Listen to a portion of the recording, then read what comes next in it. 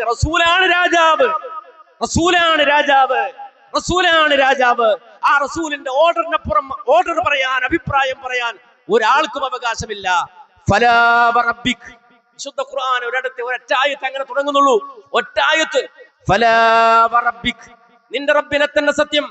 ലാ യുഅ്മിനൂൻ, അവർ മുഅ്മിനാവില്ല നബിയേ, അവർ വിശ്വാസിയാവില്ല നബിയേ. ഏതുവരെ? ഹത്താ യുഹക്കിമൂക ഫീമാ ശജറ ബൈനഹും ثم لا يجدوا في أنفسهم حرجا مما قضيت ويسلموا تسليما. അവർക്കിടയിൽ ഒരു അഭിപ്രായ വ്യത്യാസം ഉണ്ടായിട്ട് അങ്ങ് തീരുമാനം പറഞ്ഞു കഴിഞ്ഞാൽ, അങ്ങ് അഭിപ്രായം പറഞ്ഞു കഴിഞ്ഞാൽ പിന്നെ അവരുടെ അഭിപ്രായങ്ങൾക്ക് സ്ഥാനമില്ല. ثم لا يجدوا في أنفسهم حرجا مما قضيت, താങ്കളെടുത്ത തീരുമാനത്തിൽ ഒരു നീരസവും പ്രകടിപ്പിക്കാതെ വയുസല്ലിമൂ തസ്ലീമാ, പൂർണ്ണമായും അതിന് വഴിപ്പെടുന്നവരാവാതെ ഫലാ വറബ്ബിക്, താങ്കളുടെ റബ്ബിനെ തന്നെയും സത്യം. ലാ യുഅ്മിനൂൻ, അവർ വിശ്വാസികളാവുകയില്ല.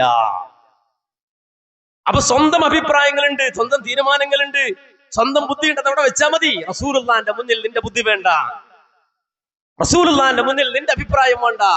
ഖുർആൻ പറഞ്ഞു, വമാ കാന ലിമുഅ്മിനിൻ വലാ മുഅ്മിനത്തിൻ ഇദാ ഖലല്ലാഹു വറസൂലുഹു അംറൻ അയ്യകൂന ലഹുൽ ഖിയറതു മിൻ അംറിഹിം വമൻ യഅസില്ലാഹ വറസൂലഹു ഫഖദ് ളല്ല ളലാലൻ മുബീന.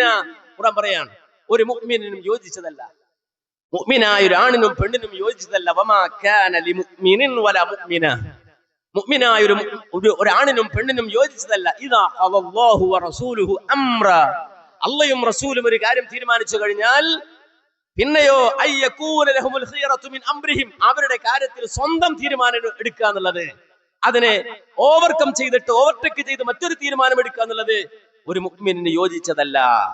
നേരെ മറിച്ച് പൂർണ്ണമായും അതിന് വഴിപ്പെടണം, പൂർണ്ണമായും അതിന് വഴിപ്പെടണം. മനസ്സാ വാചാ കർമ്മണ, ആ അള്ളാഹുവിനും റസൂലിനും വഴിപ്പെടണം. അല്ലാഹു പറയാണ്, അള്ളാഹു ഏൽപ്പിക്കുകയാണ്, ഇത് റബ്ബിന്റെ കലാമാണ്, അള്ളാഹു പറയാണ്, ഖുർആനിന്റെ വചനാണ്.